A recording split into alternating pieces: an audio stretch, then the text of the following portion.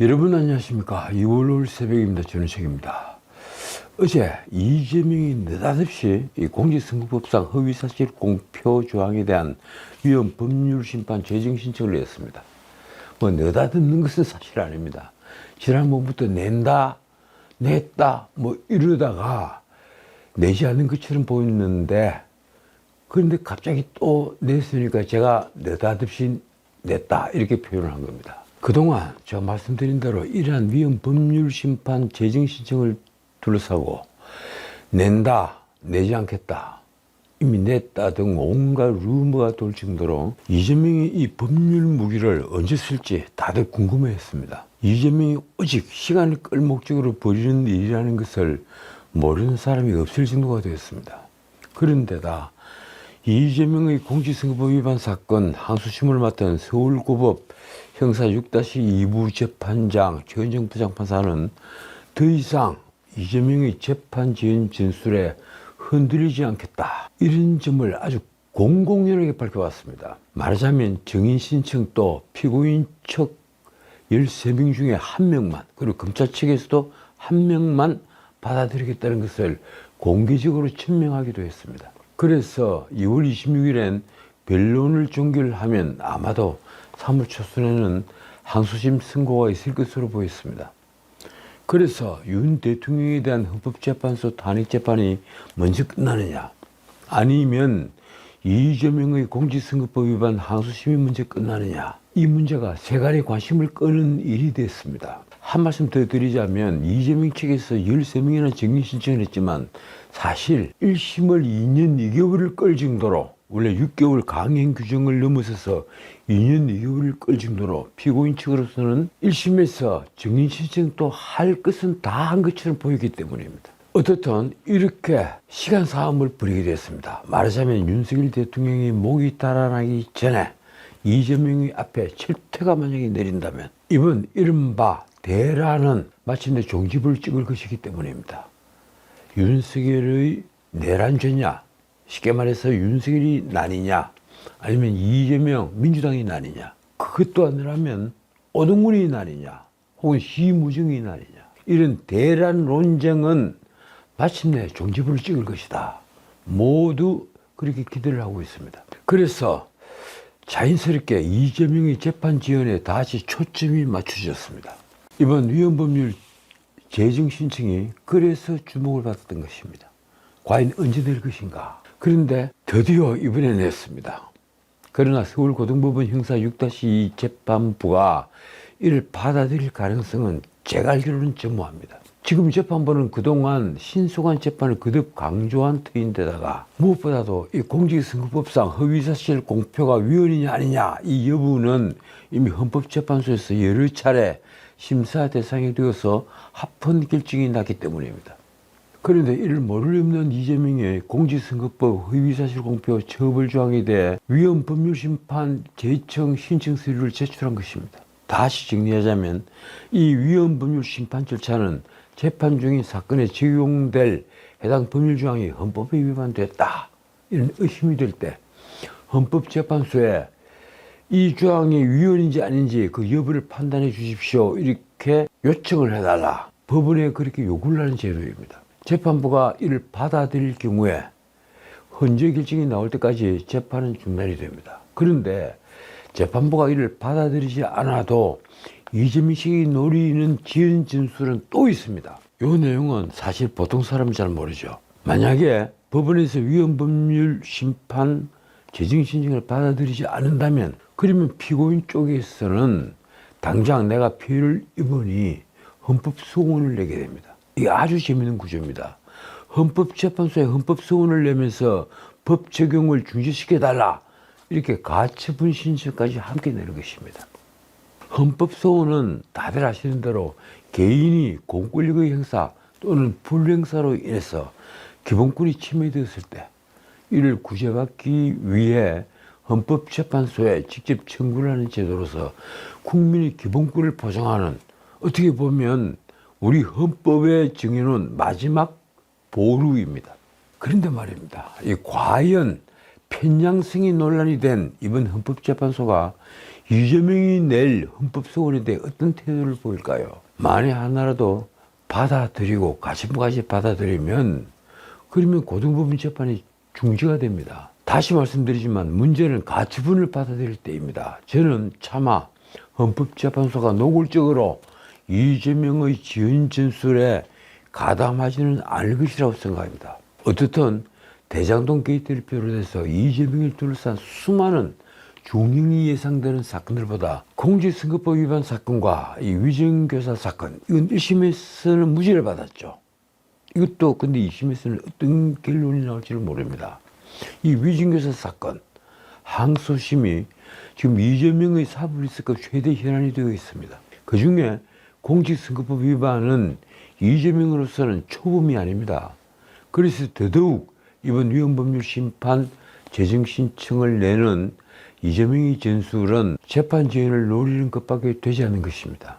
이재명은 다들 아시는 대로 대선 후보였던 2021년 12월 SBS TV에 나와 전날 이 변사체로 사무실에서 발견이 됐던 대장동 개발 실무를 맡던 김문기 이 성남도시개발공사 개발사업 1차장에 대해서 하위직을 내려서 시장 재직 때는 몰랐다 이렇게 말하는 등 허위사실을 공표한 혐의로 2022년 9월에 재판에 넘겨졌습니다. 공직선거법 위반 사건이죠. 같은 해 10월 국정감사에서는 이 백인동 부지 용도 상향과 관련해서 그러니까 자연녹지에서 준주거지로 4단계나 상향을 시킨 이 파격적인 조치에 관련해서 이 국토교통부에 그것도 박근혜 정부 국토교통부에 협박이 있었다. 이런 식의 허위 발언을 한 혐의도 있습니다. 그래서 공직선거법 위반으로 재판을 받은 지 2년 2개월 만에 작년 11월 15일 1심 재판부는 이재명의 이 백인동 토지용도 상향에 관련한 발언의 유죄를 인정해서 또 하나 다한 것은 있죠. 호주에 가서 함께 골프를 쳤는데 골프를 친 사실이 없다고 말한 것, 그것도 허위사실 공표가 됐습니다. 그래서 그 둘을 합해서 징역 1년에 집행유예 2년을 선고했습니다. 하지만 김문기를 하위 직원으로서 몰랐다 하는 부분은 그건 행위가 아니다 이래서 무죄를 선고받았습니다. 어쨌든 이재명은 자신을 옥죄고 오는 마지막 그물, 바로 이 공직선거법 위반을 벗어날 길이 있을까요? 제가 보기엔 이재명은 이제 운명을 다했습니다. 만약 그의 지은 진술에 우리 사법부가 동조 가담한다면 거대한 국민적 저항에 부딪힐 것입니다. 그렇지 않아도 백인동 사건의 경우에는 김인섭이 알선 수재 혐의, 쉽게 말해서 브로커를 한 혐의로 징역 5년을 선고받았는데 그 알선 수재 혐의 중에 바로 이 백인동의 토지 용도를 자연녹지에서 준주거지로 4단계 상향하는 그 내용이 들어있습니다. 사실관계가 이미 김인섭 사건으로 확증이 되어버린 겁니다. 자, 어제 헌법재판소에서 벌어진 이 윤 대통령 탄핵 심판에 관련해서 말씀을 드리겠습니다. 윤석열 대통령은 정치인 체포 지시도 국회의원을 막으라는 지시도 하지 않았다. 놀라운 정언이 또 나왔습니다. 어제 4일 헌법재판소에서 열린 윤석열 대통령 탄핵 심판 5차 변론에는 윤 대통령이 다시 출석한 상태에서 중요한 증인들이 증언이 있었습니다. 이진우, 그리고 여인영, 그리고 홍장원. 사실 어떤 의미에서 윤 대통령에게 유리한 증언을 해줄 사람은 아무도 없었습니다. 그런데 제가 오늘은 그 중에서 이진우 그리고 홍장원 두 사람의 증언을 말씀을 드리겠는데 사실 여인영도 그런 말을 했습니다. 이 비상계엄이 합법적인 개헌이다. 그리고 거기에서 가령 정치인 체포 뭐 이런 말을 한 것은 의뢰의 군사용어로 하는 말들이었다. 이런 증언을 했습니다. 그 부분은 다음 기회에 제가 말씀을 드리기로 하고 오늘은 일단 이진우와 홍장원 두 사람의 증언을 살펴보겠습니다. 워낙 두 사람의 증언이 중요하기 때문입니다. 특히 그중에 이진우 전 수방사령관은 그동안 언론에 보도된 진술과는 전혀 다른 증언을 해서 아주 충격을 줬습니다. 이 질문은 놀랍게도 검찰, 공수처 등 수사기관으로부터 흘러나온 진술 내용과는 달리 대통령으로부터 누군가를 체포하라는 지시를 받은 적이 없다. 이렇게 밝힌 것입니다. 또 국회에 군대를 보냈을 당시 김용년 전 국방부 장관이나 윤 대통령으로부터 국회의원을 막고 계엄해제 의결을 못하게 하라. 이렇게 지시받은 적도 없다. 이렇게 똑똑하게 증언을 했습니다. 이날 이진우 전 사령관은 탄핵 소추단인 국회 측 질의에는 그러니까 국회를 대리하는 대리인들 정치인회가 앉아있고 그 옆에 변호사들이 앉아있습니다. 그 변호사들이 질의에는 대부분 답을 거부했습니다. 본인의 형사재판이 진행 중이라는 이유 때문입니다. 그 법이 정해놓았습니다. 그럴 경우에는 증언을 하지 않아도 된다. 이진우의 말입니다. 현재 형사재판을 받고 있어서 검찰 조사에 대한 동의 여부도 이루어지지 않았다. 그래서 이와 관련해 변호인과 상의도 못했다.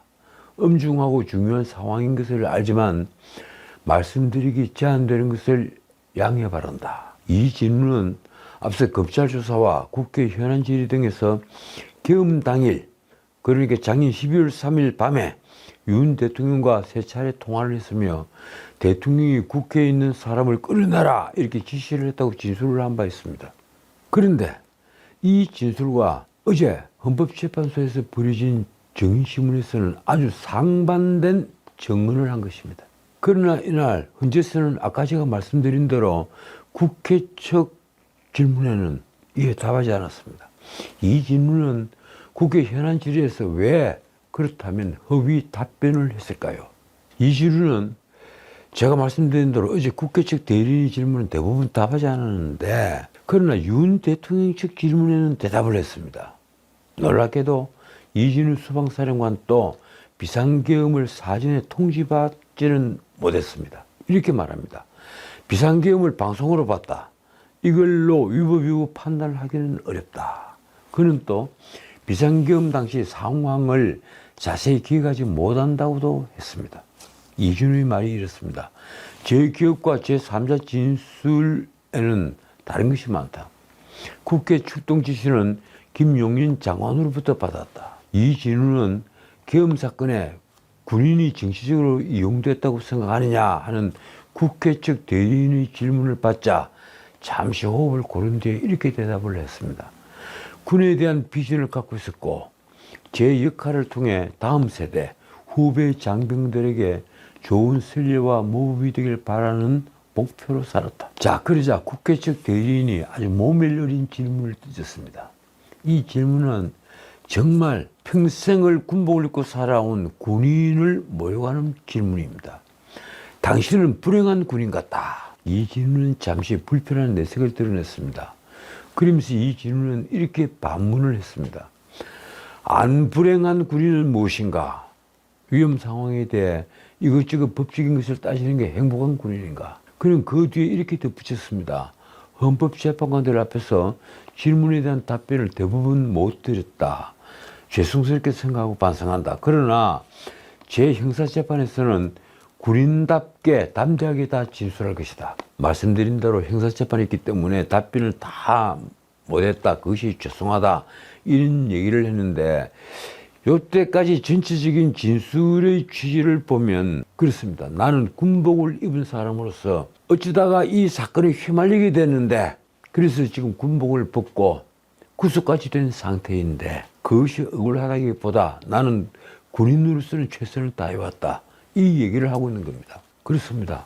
뭐 본인이 방송을 보고 비상계엄을 알았으니까 처음부터 구속을 시켰던 바로 사유였던 이 내란죄 중요임무 종사하고는 거리가 아주 멀었다고 볼 수 있습니다. 군인은 군복을 입은 이상은 상관인 명령에 우선은 복종할 의무가 있으니 말입니다. 물론 그 복종이 위법한 명령까지 하라는 것은 아닙니다. 하지만 그 위법의 유무를 판단하기는 정말 어려운 겁니다. 자, 일단 그 뒤에 대통령 측 대리인 질문이 이제 이어졌습니다. 이 질문은 대통령으로부터 누군가를 체포하라는 지시를 받은 적이 있느냐? 이런 질문을 받자 아주 짧고 명확하게 말했습니다. 없다. 더 이상 답변드리지 않겠다. 이진우는 또 윤 대통령의 계엄 선포가 적법했다고 생각해서 지시를 따랐다고도 했습니다. 그간 답변이 이렇습니다. 대통령이 대국민 담화 방송을 보고 계엄 선포 사실을 알게 됐는데 그것을 위법 또는 위헌이라 생각할 여지가 없었다. 사실 대부분이 그렇겠죠. 물론 어깨에 삼성 별 3개를 단 장승이지만 대통령이 비상계엄을 선포를 하고 자기 임무를 부여한다면 그걸 위헌이나 위법이라고 생각할 그럴 정도의 배짱을 가진 사람은 아주 드물 겁니다. 그 뒤에 이진우는 행정과 사법 기능이 정상적으로 되지 않을 때 회복하기 위한 것도 계엄령 선포 요건으로 알고 있다고까지 말했습니다. 윤 대통령이 말하는 비상계엄 선포 사유를 이진우는 지금 긍정적으로 받아들이고 있다. 이 말을 하고 있는 겁니다. 다시 말하면 이 말을 한 것은 윤 대통령이 비상계엄 선포 당시에 민주당의 입법 폭주로 국정이 마비된 것을 계엄 선포 이유로 든 것을 지지하는 의미일 것입니다. 그리고 다시 말하지만 이진우는 국회로 군을 출동시키라는 지시는 김용현 전 국방부 장관으로부터 받았다고 했습니다. 그가 말입니다. 군인 관점에서 대통령 대국민 담화는 전략 지침이다. 김용현 장관은 즉시 국회로 가라고 했고 이를 작전 지시로 이해했다. 그러면서 이진우는 국회에 투입된 군을 지휘하던 당시 상황이 잘 기억나지는 않는다고 했습니다. 그가 한 말이 이렇습니다. 당시 장갑차 안에서 무전기 3개를 들고 지휘를 해서 누가 무엇을 말했는지 모르겠다. 기억이 조용한 것처럼 잘 나지 않는다. 그렇습니다. 일단 전시나 준전시 체제가 발동되면 지휘관은 많은 경우에 장갑차 안 같은 데서 어무 시설이 제대로 되어 있는 시설 안에서 지휘를 하게 됩니다. 긴박한 순간들이죠. 그러니까 아마 기억들이 조각나서 잘 기억나지 않는다 하는 이진우의 증언을 저는 믿고 싶은 겁니다. 자, 한편 이날 헌법재판소는 윤석열 대통령이 탄핵 심판에서 직접 증인에게 질문하는 것을 허용하지 않기로 결정을 했습니다. 문영배 헌법재판소장 권한대행은 변론 시작을 하기 전에 그 앞서 이렇게 말했습니다. 재판관 평의 결과 증인신문은 양측 대리인단만 진행하는 것으로 정했다. 본인, 그러니까 윤 대통령입니다. 본인이 원할 경우에 신문 절차가 다 끝난 후에 의견을 진술할 기회를 드리겠다. 그 증인의 증언에 문제가 있다고 보이면 가령 이재명이 일반 형사법정에서 하듯이 직접 본인이 막 질문을 할 수 있도록 해드려야 되겠지만 그 대신에 증언이 다 끝난 다음에 앞에 증인의 증언을 이런 점 때문에 아닙니다라든지 사실관계 이렇게 다릅니다라든지 하는 의견을 진술할 기회를 주겠다. 이 말을 한 겁니다. 문영배 권한대행은 또 증인이 요청할 경우에 증인과 대통령 사이에는 가림막을 설치하기로 재판관 전원이 합의를 했다고 설명했습니다. 이날 변론에서는 이진우 전 수방사령관, 여인영 전 방첩사령관, 홍장원 전 국가정보원 1차장 이 3사람이 증인으로 출석을 했습니다. 가장 먼저 증인으로 나온 이진우는 가림막 설치를 원하지 않는다고 했습니다. 저는 그까지만 봤기 때문에 뒤에 사람은 어떻게 말했는지를 잘 모릅니다. 자, 또 한 명 어제 헌재 증언에서 관심을 끈 것은 바로 홍장원 국정원 1차장의 증언이었습니다. 아까도 말씀드렸지만 여인영의 증언에도 우리가 체크를 해볼 것이 몇 개는 있는데 여인영도 대통령 편에 섰습니다. 그래서 다음 기회에 곧 말씀을 드리겠습니다. 홍장원 증언은 정말 재밌었습니다. 우선 윤석열 대통령이 한 말이 이렇습니다. 홍장원 전 국가정보원 1차장에게 방첩사를 도우라고 전화를 했다. 그러나 이는 계엄과 무관한 얘기다. 그러니까 홍장원에게 전화를 한 사실은 있었습니다. 그런데 그것은 누구를 체포해라 이런 얘기가 아니라 방첩사를 도우라 하는 내용에 국한이 됐다는 겁니다.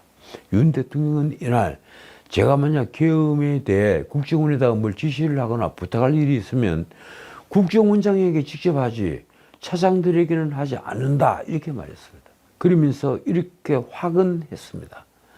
국정원 1차장에게 계엄과 관련한 부탁을 한다는 것은 비상식적이다. 국정원에다가 방첩사 도와주라는 이야기는 조태용 국정원장 때 늘 한다. 국정원은 정보가 많고 예산 지원을 좀 해주라는 이야기, 또 여인영이 사관학교 후배니까 좀 도와주라고 겸사무와 관계없는 이야기를 한 것이다. 그렇죠. 홍 장군도 육사 출신이죠. 그러니까 여인영이 후배니까 이렇게 좀 도와주라 이렇게 얘기를 했는데, 어떻게 내가 정치인 체포를 홍 장군에게 지시를 했겠느냐. 그런 지시가 있으면 필요하다면 국정원장에게 직접 했지 왜 홍 장군에게 했겠느냐, 이 말을 윤 대통령이 했던 겁니다. 그런데 이 홍 장군은 이날 이와는 정반대되는 증언을 했습니다. 홍 장군은 대통령의 싹 다 잡아들이라는 말뜻 그대로 이해를 했다고 한 것입니다. 지금까지 홍 장군은 기회 있을 때마다 윤 대통령이 자신에게 전화를 해서 정치인들 싹 다 잡아들여라. 그래서 본인이 여인영에게 전화를 해서 그 명단을 받았다, 이런 주장을 계속해 왔습니다. 국회 측 대리인의 질문이 이렇습니다. 윤 대통령이 싹 다 잡아들이라, 국정원에 대공수사권을 줄 테니 국군 방첩사령부를 도우라, 이렇게 말을 했느냐. 홍 장군이 대답이 이렇습니다. 그렇게 기억한다. 당시 통화 내용을 보면 대상자 목표물을 지정하지 않았기 때문에 뭔가를 잡아야 한다는 생각만 했다. 이때부터 말이 좀 이상합니다. 그러니까 윤 대통령이 정치인들 이름을 말하면서 잡아라, 그리고 뭐 정치인들 잡아라, 이런 식으로 명확히 지정을 하지 않았고, 뭔가를 잡아들여라 있기 때문에 뭔가를 잡아야 한다는 생각만 했다, 이 얘기를 갑자기 하는 겁니다. 이 홍 장군의 진술이 역시 오염이 되지 않았나 하는 의심을 하게 만드는 단초가 됐습니다. 저는 그렇게 생각합니다. 홍 장군은 비상계엄이 선포된 12월 3일 밤 10시 53분쯤에 윤석열 대통령에게서 이번에 잡아들여서 싹 다 정리해라 하는 전화를 받았다고 밝힌 바가 있죠. 그러면서도 윤 대통령으로부터 누구를 잡아들여야 하는지는 전달받지 못했다고 말을 했습니다. 그래서 이를 파악하기 위해 여인영 전 방첩사령관에게 전화를 했다고 설명을 한 것입니다. 홍 장군은 여인영 방첩사령관이 체포조를 언급했느냐 하는 국회 측 대리인의 질문에 네, 이렇게 대답을 했습니다. 여인영 사령관이 불러준 체포자 명단을 받아 적었느냐 하는 국회 측의 질문에도 맞다고 대답을 했습니다. 홍 장군이 말입니다. 제가 국정원장 관저에 갔었고 거기서 대통령에게 전화를 받았다. 바로 이어서 진상규명을 위해서 방첩사령관에게 전화를 해서 그 여인영 방첩사령관이 명단을 불러줬는데 당시에 국정원장 관사 공투에서 받아 적어서 주문이 있던 수첩에다 받아 적었다. 그래서 다시 적은 거라 보좌관 글씨와 흘려쓴 제 글씨가 섞여 있다. 왼손잡이라 필체를 슬려 썼다. 다시 홍 장군이 말이었습니다. 체포 명단은 14명에서 16명 정도로 기억을 한다. 다 또박또박 적을 수 있는 상황이 아니었다. 홍 장군은 체포 명단을 적다 보니 이게 뭐지라는 생각이 들어 반 정도 적다가 추가로 적지 않았다고도 했습니다.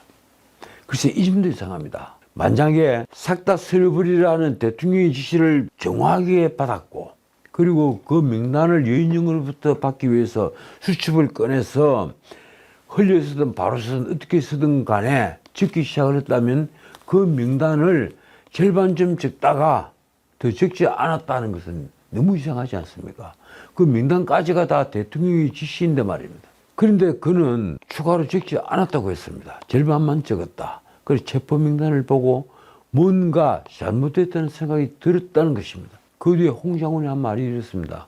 체포 명단에 포함된 인물들이 위치 추적은 하지 않았다. 국정원은 영장 없이 위치 추적을 할 수 없다. 하지만 비상계엄 상황이었고 대통령이 지시면 상당히 초법적인 상황에서 이루어져야 하는가 잠시 고민한 것은 사실이다. 참 말이 앞뒤가 좀 그렇습니다. 이 대통령이 지시라서 이 위치 추적까지 고민을 했다는 사람인데 왜 명단은 받아 적다가 그만뒀을까요? 이에 대해 윤 대통령 측의 김계리 변호사는 이렇게 반대 신문을 했습니다. 대통령은 간첩들을 싹 다 잡아들이라고 말한 것이다. 구체적인 이야기를 하지 않았는데 정인 혼자 그렇게 이해한 것 아니냐. 쉽게 말해서 대통령은 비상계엄 선포 당시 종북 척결을 강조를 한 것처럼 잡아들이라고 했다면, 사기다 정리를 해라, 잡아들이라 했다면, 그리고 국정원에게 그런 지시까지 했다면 당연히 간첩들을 싹 다 잡아들이라 이렇게 말을 한 것일 텐데, 대통령이 구체적인 이야기를 하지도 않았는데 정인 혼자 정치인을 잡아들이라 그렇게 이해를 한 것 아니냐, 이렇게 김계리 변호사가 질문을 던진 겁니다. 홍장훈이 답이 이렇습니다. 제가 기억하는 부분과는 차이가 있는 것 같다. 뭐 그럴 수도 있다. 생각해 보십시오. 이 뒤에 방점을 찍어야 합니다. 뭐 그럴 수도 있다. 그러니까 자신이 대답해도 지금 자신감이 없는 겁니다. 명색이 대한민국 국가정보원 1차장을 지낸 사람 입에서 이런 증언이 나오고 있습니다. 우리가 이 홍장훈의 증언을 어떻게 믿을 수가 있겠습니까? 홍장훈은 그 뒤에 국회측 대리인이 여인영과 통화해서 간첩이 언급되느냐 이렇게 묻자 그때는 또 없다 이렇게 대답을 했습니다. 홍장훈 역시 텔레비전을 보고 비상계엄 발령 사실을 알았다고도 했습니다. 집무실 TV를 통해 비상계엄 발령을 봤다. 김순호 국방부 차관에게 확인 차원차 전화를 했고, 전화를 해보니 전혀 모르고 있었다. 그래서 비상계엄이 발령된 사실을 통보를 했고, 차관이 사무실에 나가봐야겠다며 전화를 끊었다. 그러니까 국방부 장관도 모르는 비상계엄이었습니다. 물론 국정원 1차장도 전혀 모르는 비상계엄이었습니다. 수방사령관도 모르는, 방송을 보고서 알았던 비상계엄이었습니다.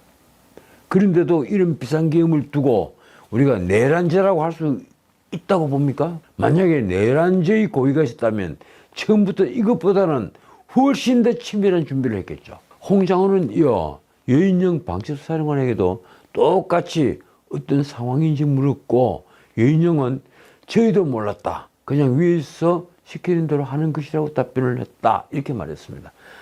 다시 한 발 더 나가서 방첩사령관, 옛날이면 기무사령관입니다. 보안사령관. 여인영 방첩사령관도 방송을 보고 알았다고 대답을 한 겁니다. 홍장훈이 그 뒤에 덧붙인 말이 이렇습니다. 방첩사까지도 이 상황을 모르고 있었나 궁금증을 가진 상태로 전화를 끊었다. 홍장훈은 또 제가 메모를 해서 이를 근거로 또박또박 말씀을 드리겠다. 어떻게 된 거냐고 물었고, 여인영 전 사령관은 제 질문에 답변을 하지 않거나 회피하려는 태도를 취했다. 이렇게 말을 했습니다. 그래서 제가 VIP에게 전화를 받았다. 아마 이걸 V라고 표현을 하는 것 같습니다. V에게 전화를 받았다.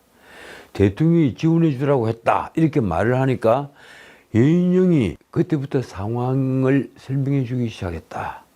말하자면 여인영이든 홍장훈이든 이진우 수방사령관이든 국방부 차관이든 TV로 비상계엄을 알았을 정도로 비상계엄 계획 과정에 전혀 개입을 하지 못했다고 볼 수 있습니다. 더 바꿔 말하면 비상계엄은 전혀 비상계엄으로서 준비가 되지 않은 것이다. 말하자면 내란죄라고는 부를 수 없는 그런 어설픈 계엄이었다. 이 말씀을 드릴 수가 있습니다. 그들이 말하는 불법계엄에 대한 정언의 가치가 없다는 것을 당장 알 수가 있는 것입니다. 그런 홍장훈은 12월 3일 비상계엄이 해제된 뒤에 윤석열 대통령에게 대국민 사과를 해야 한다는 메시지를 전달했습니다. 그런데 사실상 거절당했다고도 했습니다. 이렇습니다. 12월 5일, 그러니까 비상계엄 이틀 뒤입니다. 12월 5일 김태효 국가안보실 1차장에게 텔레그램으로 대통령께서 진심으로 국민께 사과를 하시고 여러 가지 마음과 심경을 말하면 국민이 대통령을 이해할 것이라는 내용을 전했다. 홍장훈은 윤 대통령을 이렇게 평가하기도 했습니다. 계엄이 해제되고 하루가 지났는데 윤 대통령이 아무 일도 일어나지 않은 것처럼 행동했다. 이런 상황을 해결하지 않으면 안 되겠다. 대통령님을 도와드리고 싶었다. 홍장훈은 탄핵심판 변론이 끝난 직후에는 취재진을 만나 또 이렇게 말합니다. 제가 왜 거짓말을 하겠느냐. 당시 상황이 있던 부분을 이야기한 것인데 이번 기회를 통해서 사실을 말하는 것이 힘들다고 느끼게 됐다. 그는 윤 대통령 발언을 두고는 이렇게 말하기도 했습니다. 저는 처음으로 대통령께 전화를 받은 거니까 거의 토시까지 기억하지 않을까요? 제가 보기엔 대통령 말씀에 오류가 있는 것 같다. 제 말이 의심되는 부분이 있을 수 있는데 맥락 없이 듣고 기억하는 부분에 대해서 설명했다. 자, 이 마지막 규칙도 굉장히 중요합니다. 다시 한번 봅시다. 제 말이 의심되는 부분이 있을 수 있는데 맥락 없이 듣고 기억하는 부분에 대해서 설명했다.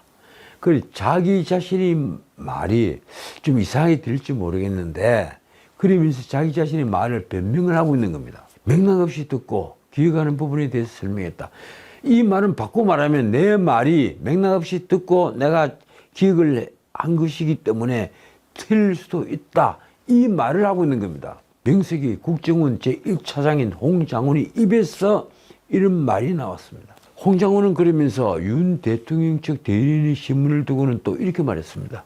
매섭게 몰아치고 피의자 조사를 받는 느낌이었다. 왜 그런 느낌이 들었을까요? 자기 자신의 답변에 자신감이 없었기 때문입니다. 허위 진술을 하는 사람들이 아주 대표적인 마음이 그렇습니다. 자, 오늘 여기까지입니다. 헌법재판소의 탄핵 속도전에 제동이 걸린 것은 확실해 보입니다. 바로 이틀 전이죠. 마은혁 헌법재판관 후보자 그 임명에 대한 국회 측의 권한쟁의 심판 청구 선고를 연기를 했죠. 그리고 변론을 재개를 한 데 대해서 뒷말이 아주 무성합니다. 왜 그랬을까? 오전 10시에 평일을 시작했는데 헌법재판관 8명 가운데 적어도 4명이 문영배의 속도전에 브레이크를 걸었다는 것입니다. 바꿔 말하면 헌법재판소에서 평의가 벌어지면 위헌 결정이라든가 그리고 탄핵 인용 결정 같은 경우는 법에서 6명 이상이 찬성을 해야 한다고 정해놓았습니다. 그러니까 그것은 무조건 6명의 찬성이 필요합니다. 그런데 권한쟁의 심판 청구 같은 경우는 과반수의 찬성입니다. 8명 같으면 5명이 찬성을 해야 된다는 얘기입니다. 3명이 반대를 한 경우에 5명이 찬성을 하고 3명이 반대를 하는 경우에는 권한쟁의 심판 청구가 받아들여집니다. 그러면 굳이 변론을 재개한다라든가 혹은 선고를 연기한다라든가 이런 짓을 하지 않고 이틀 전에 마은혁 임명을 하지 않은 것은 최상목이 마은혁 임명을 하지 않은 것은 위헌이다 이렇게 결정을 했을 겁니다. 그런데 그렇게 하지 못했습니다. 적어도 4명이 3명이 아니라 4명이 브레이크를 걸었다는 얘기입니다. 저는 그렇게 생각합니다. 그리고 무엇보다도 제가 지난 방송에서 말씀을 드렸지만 브레이크를 건 이유는 너무 명백해 보입니다. 그 중에 하나가 바로 국회는 의결기관인데 우원식 국회의장이 간이 크게도 자기 자신의 개인 이름으로 권한쟁의 심판 청구를 한 겁니다. 그것은 당사자 적격, 말하자면 청구인 적격이 없는 것으로 당연히 헌법재판소는 각하를 해야 합니다. 변론 제기를 할 필요조차 없습니다. 그런데 각하를 하지 않고 다시 기회를 엿보는 것으로 저는 보고 있습니다. 어쨌든 이제 길이 보이기 시작했습니다. 저는 그렇게 생각합니다. 이제 길이 보이기 시작했습니다. 눈앞을 가리던 짙은 안개는 곧 그칠 것입니다. 아마 어제 그저께 민주당은 비상이 걸렸을 겁니다. 지금까지 전적이었습니다.